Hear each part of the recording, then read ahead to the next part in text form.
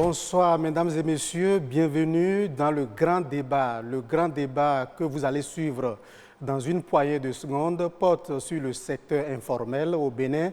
Quel apport à l'économie nationale? Pour débattre de ce sujet, nous avons invité pour vous un acteur du secteur informel, M. Marius Podjedo, secrétaire général de l'Association des vendeurs de friperies au Bénin. Monsieur Marius Podjedo, bonsoir. Bonsoir, monsieur le journaliste. Bonsoir, chers téléspectateurs. En face de lui, un économiste gestionnaire, Nicolas Gbossou, ancien chercheur à l'université d'Abomey-Calavi. Docteur Nicolas Gbossou, bonsoir. Bonsoir, monsieur le journaliste. Bonsoir, chers téléspectateurs. Docteur Nicolas Gbossou, comment peut-on définir le secteur informel? Merci, monsieur le journaliste. Le secteur informel est l'ensemble des activités productrices de biens et services qui échappent au regard ou à la régulation de l'État. C'est en fait un secteur qui échappe en fait à la mesure. Un secteur qui ne peut pas être appréhendé par les outils statistiques classiques. Ce qui fait que les chiffres à son sujet sont souvent accompagnés des marges d'erreur.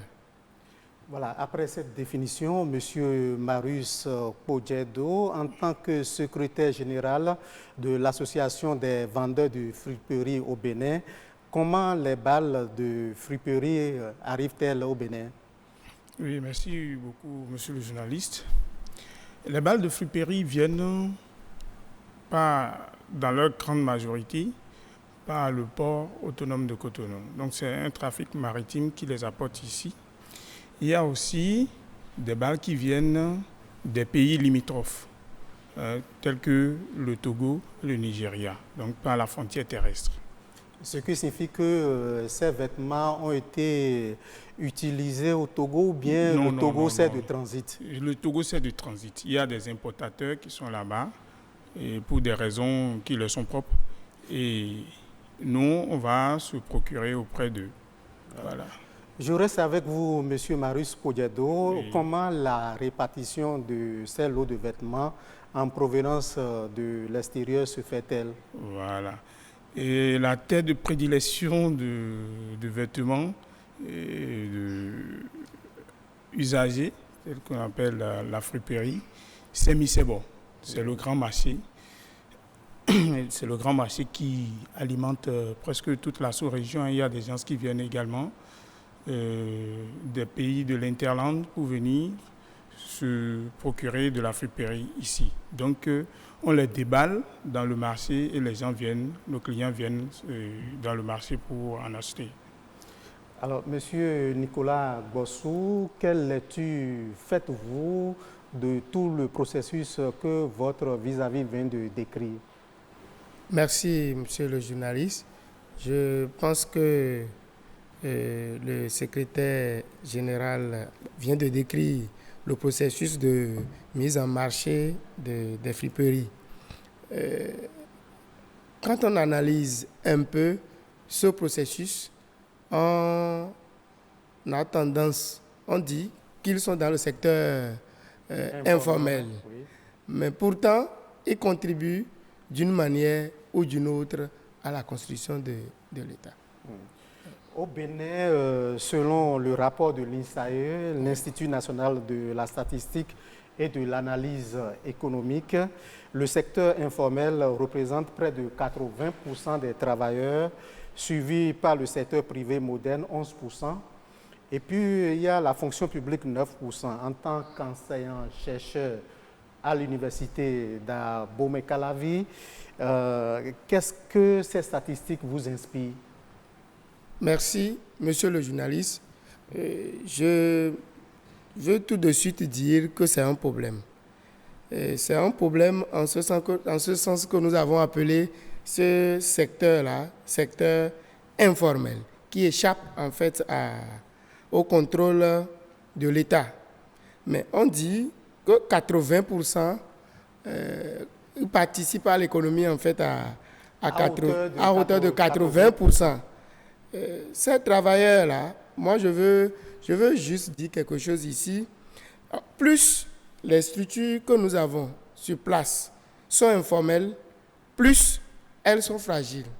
Tout à fait. Mais une petite précision, oui. Les 80% représentent la marge de travailleurs que le secteur informel utilise au Bénin, en fait. Oui, c'est justement ce que je veux expliquer. D'accord. Donc, je disais tantôt que plus les structures sont informelles, plus nous avons dit que ce secteur de friperie est dans l'informel. Tout à fait. Donc, plus ces structures sont informelles, plus elles sont fragiles, car hors de tout service public et exposées à d'éventuelles sanctions.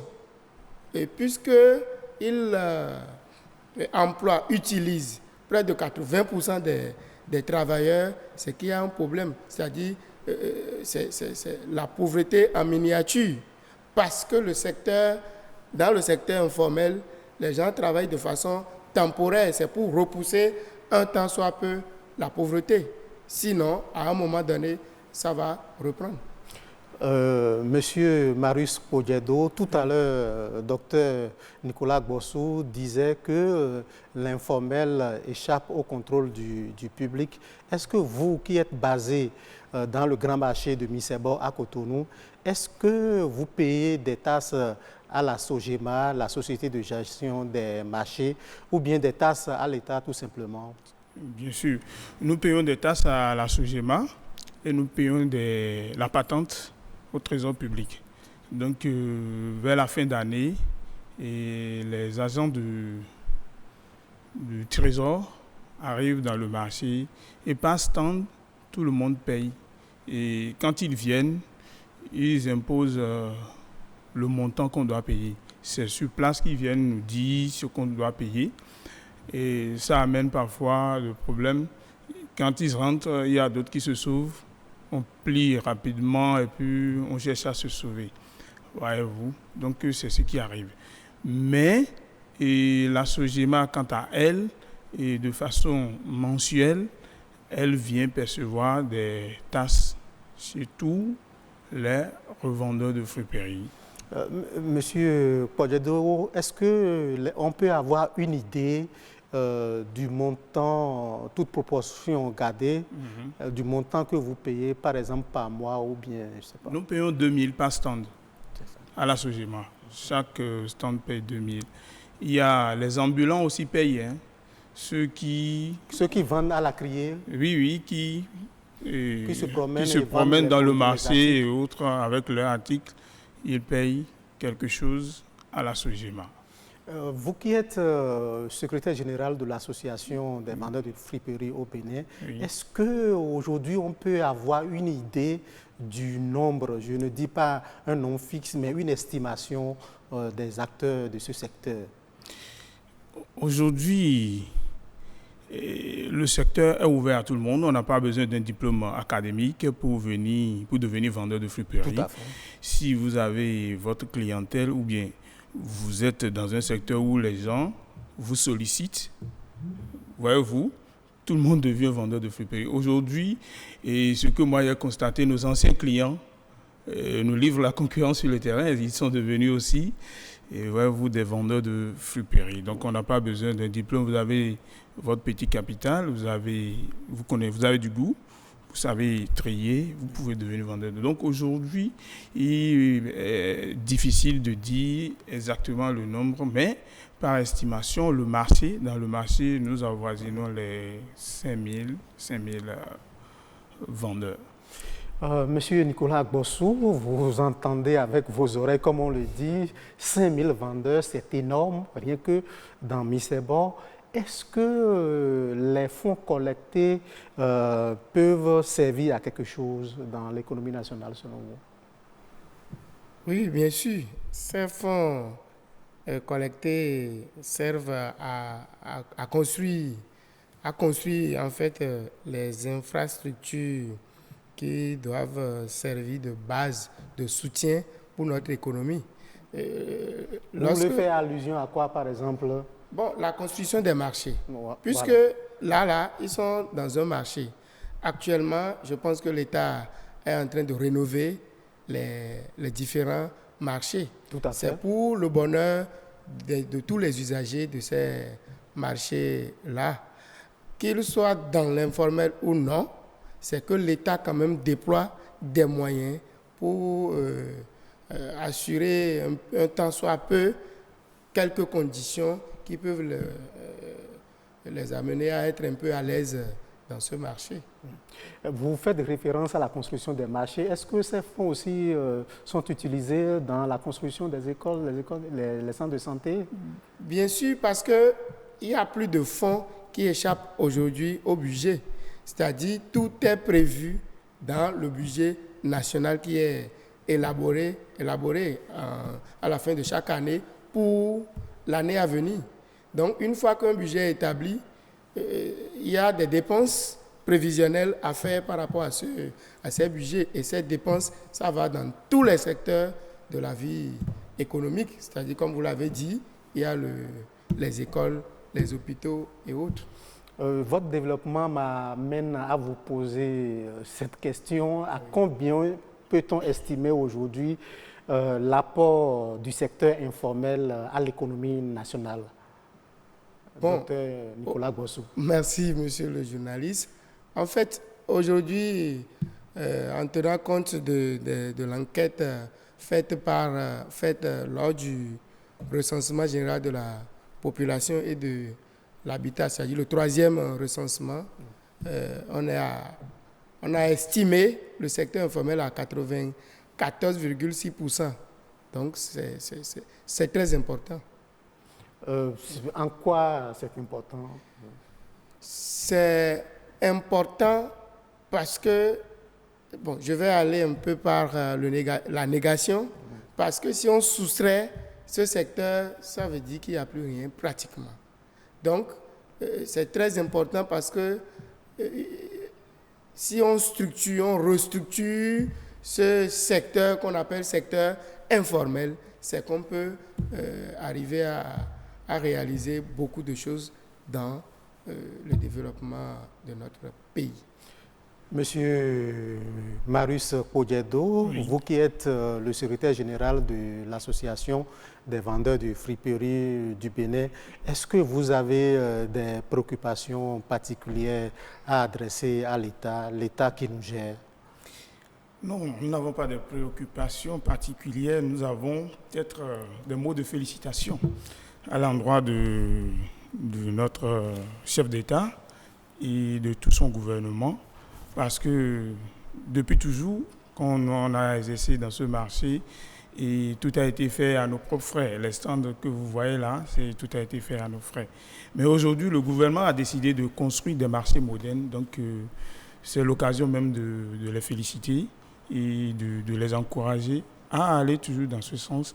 Ça y va du bien de la population. Et comme le docteur vient de le dire, ce secteur-là contribuera énormément en matière de finances dans le développement de notre cher pays. Et c'est ce que nous souhaitons d'ailleurs. Est-ce que vous ne souhaitez pas aussi l'allègement des taxes?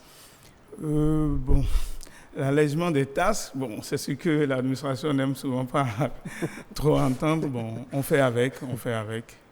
C'est pas trop, on peut gérer. Votre développement m'a inspiré une question.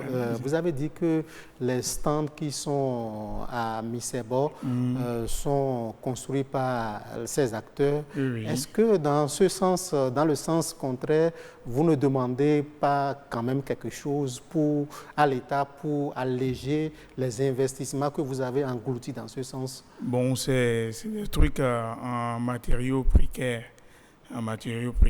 Et déjà comme le gouvernement a pris à cœur la modernisation et la reconstruction des marchés, et on est satisfait déjà. Uniquement que pour ça, on est satisfait. Vous souhaitez qu'on vous maintienne à la place actuelle ou bien qu'on vous déplace?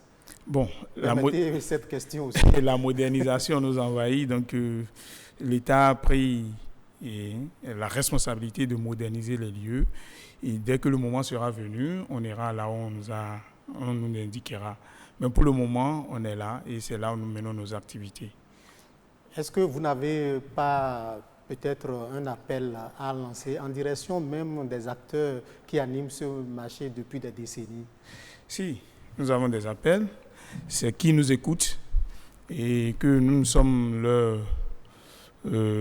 porte-voix auprès des autorités qui nous écoutent et aussi que les autorités aient une oreille attentive vers nous.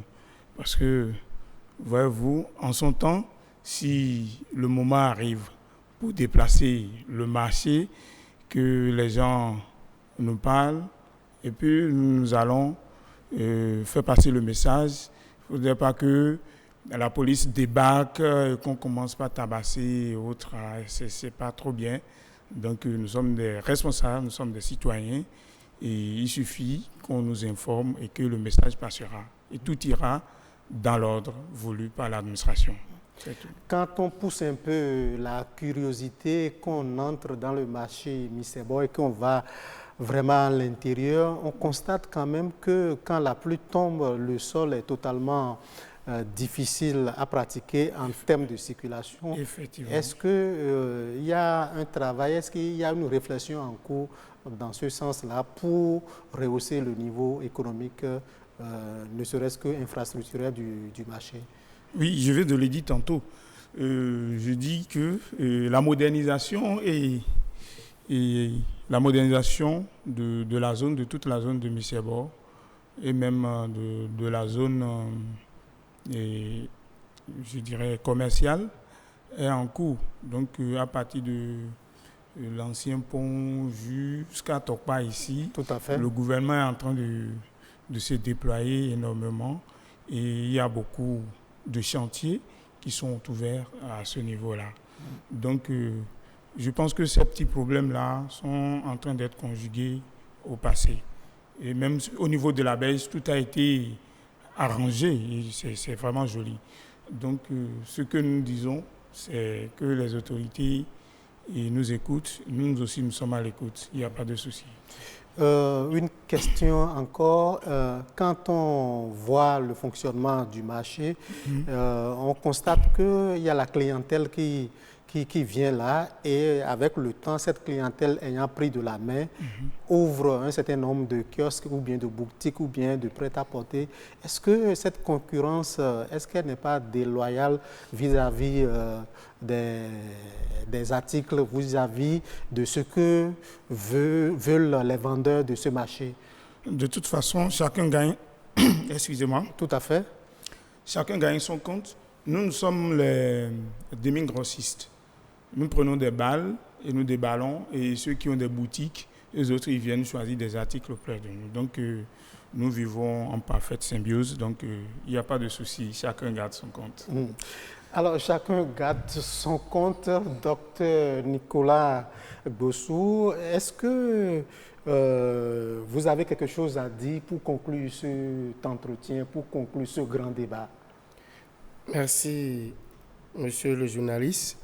Bon, si j'ai quelque chose à dire, c'est d'inviter en fait l'État, en plus de tout ce qu'il fait déjà pour rénover les différents marchés, surtout le marché de Missebo dont le secrétaire général a parlé. Il faut que l'État mette en place des structures d'accompagnement de ces entreprises-là. Aussi faciliter l'accès à la formation, au crédit et à des services d'appui.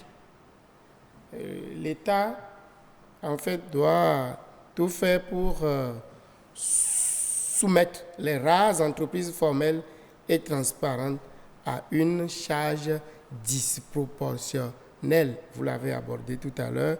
Il faut enfin que les administrations d'échelle de types différents, c'est-à-dire l'administration locale, centrale, douanière et fiscale, se coordonnent pour éviter un enrichissement parcellaire des entreprises. Qu'est-ce que je voulais dire? Voilà, qu'est-ce que l'auditeur ou bien le téléspectateur peut comprendre de cette expression-là? Oui, puisqu'il disait tout à l'heure que la Sogema passe, le Trésor passe, peut-être que la mairie aussi va passer. Donc ça devient compliqué. Qui a enregistré cette entreprise-là? Il faudrait que ça puisse être clarifié pour que chaque contribuable, entre griffes, puisse savoir qu'il est enregistré sous tel numéro et à tel niveau et qu'il doit payer tel montant pour telle période. Là, ce serait beaucoup plus bien pour... oui, ce que nous voulons comprendre, oui. Est-ce que cela signifie qu'une structure doit être habilitée à collecter les taxes dans MICEBO? C'est ce que vous voulez dire? C'est ce que je suis en train de dire. Okay. C'est-à-dire il faut une parcellisation. Il faut définir clairement, mettre en place, s'il le faut, une structure pour centraliser en fait la collecte de ces fonds et que des règles soient prédéfinies pour que ces acteurs puissent savoir le montant exact à payer par an, si ça peut être défini de cette façon-là. Je pense qu'ils peuvent se préparer, puisque selon ces dits, les gens viennent le même jour et on dit, vous devez payer tel montant. Ou bien, on est obligé de fuir le marché en attendant que les agents du Trésor ne partent. Ce n'est pas bien pour ces structures, ce n'est pas bien aussi pour l'économie. Et ça fait aussi des manques à gagner. Donc, si une structure est mise en place et les acteurs du marché connaissent bien cette structure, ils sont en collaboration, je pense en fait que le problème ne doit plus se poser. Vous avez évoqué tout à l'heure la mise en place d'un système de financement de ces genres d'activités. Est-ce que vous voulez faire référence peut-être à la mise en place d'un prêt à taux bonifié? Bien sûr, puisque ils sont dans l'informel. Et étant dans l'informel, ils sont exclus du système bancaire classique. Donc, ils n'ont pas les garanties qu'il faut pour pouvoir accéder à ces crédits-là. Donc, pour les appuyer, pour les aider à contribuer en retour à l'économie, il faut mettre en place des crédits, comme vous l'avez dit, à taux bonifiés. Et ça les aiderait, en fait, non seulement à améliorer leurs conditions de vie, mais aussi à participer à la constitution de l'économie nationale. Si je fais référence à un crédit à taux bonifié, je veux parler, par exemple, au lieu que le taux d'intérêt soit 12%, qu'on leur accorde, par exemple, un taux d'intérêt de 8%. Vous avez quelque chose à ajouter par rapport à ça? Excusez-moi. Non, bon, nous n'avons pas grand-chose à ajouter. Hein. Si l'État peut faire un effort pour accompagner, eh bien, il en sortira aussi très gagnant. Parce que nous, il suffit qu'on nous informe. Et il y a aussi un défaut de communication. C'est ce que nous constatons. Parce que ce secteur emploie des gens qui ne comprennent pas la langue que nous sommes en train de parler ici sur ce plateau. La grande majorité ne comprennent pas. Monsieur Marius Kodjedo, qu'est-ce que vous voulez dire par là? Nous devons communiquer en langue nationale. Quand il y a des questions très très importantes à débattre, eh bien, et que notre auditoire à laquelle nous nous adressons est composé majoritairement des gens qui ne comprennent pas le français, eh bien, il faut aller en langue locale pour leur permettre de comprendre. Parce que s'ils comprennent, je pense que si les gens comprennent ce pourquoi l'État prend des taxes, et c'est pour construire la cité. Aujourd'hui, on est en train de moderniser tout Cotonou, il y a des voies bitumées partout, tout le monde est content. Mais l'argent, c'est l'argent du contribuable. S'ils comprennent que c'est en donnant des taxes, si on crée une entreprise, il faut, ce que nous faisons déjà, l'activité n'est pas interdite. C'est sa forme qui n'est pas correcte vis-à-vis de l'administration. Donc, s'il y a l'accompagnement et l'explication et que les gens comprennent, ils sont patriotes, ils contribueront forcément à coup sûr. D'accord. Donc, moi, je pense que l'administration doit faire un effort dans ce sens, de communiquer beaucoup plus et de comprendre d'ailleurs que sa population est composée majoritairement des gens qui sont dans l'informel et qui comprennent pas la langue que nous utilisons très souvent. Ok. Merci. Une dernière question en 30 secondes. J'ai envie de vous demander, docteur Nicolas Gbossou, que dites-vous à ceux qui pensent que porter un handicap est une prime à l'échec dans la vie? Bon, la réponse est déjà là, monsieur le journaliste. Si c'était vraiment une prime à l'échec, c'est que moi, je ne serais pas là. Donc, c'est de se tromper que de dire que lorsqu'on est handicapé, c'est qu'on a échoué. Ce serait très dangereux. D'ailleurs, notre système mental est en faillite. Je parle de nous tous. Donc, il faut qu'on arrive à refondre ce système mental pour pouvoir faire face à tout ce qui se présente à nous. Merci beaucoup, chers invités. Ainsi prend fin ce magazine que j'ai tout le plaisir d'animer.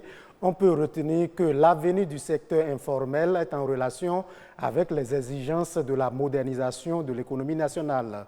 Aujourd'hui, presque tous les secteurs d'activité de l'économie béninoise contiennent une part de l'informel. Merci de votre attention. Mesdames et messieurs, bonne suite à vos différentes activités.